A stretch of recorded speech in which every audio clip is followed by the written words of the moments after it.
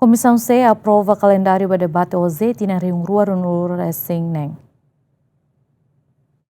Hafai meja Parlamento Nasional anúncio no baixa proposta OZE tinang reunião resinen ba Comissão C no Comissão Especializada Permanente Sira e a terça ne Comissão C aprova calendário ba debate OZE tinang reunião resinen nebe se hahu discussão panorama orçamental e a lorong sanu resinen to sanu resin hitu fulang ne e aliksa meninia calendário ne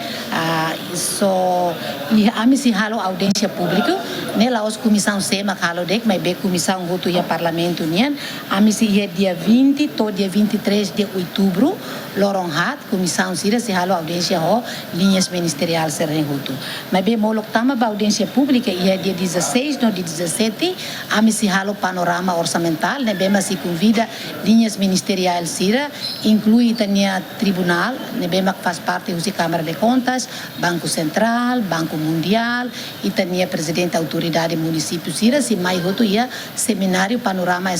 orçamental ne bem masih halo ya dikisah informa ela baita bosira cara acompanha dia 16 dia 17 no tuir plano ne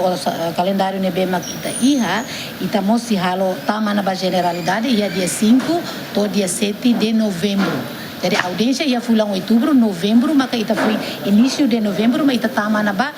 debate na aprovação generalidade, também tu regimento tem que lorontolo, então manema dia 5, 6, 7, ita se hala aprovação generalidade, ramata ita tama que a especialidade ne começa o dia 10, todo dia 24 de novembro. Presidente Comissão C informa antes celebra lorong proclamação independência, Parlamento Nasional aprova ona e final global, o diharuka ba Presidente República halo promulgação.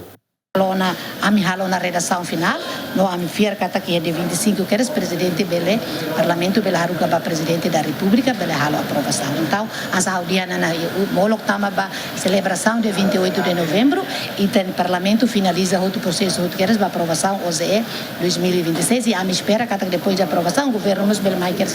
e decreto de execução e fulano dezembro para o hira ita tama dia 1 de janeiro de 2026 orçamento ne tem que entrar em vigor que eres lei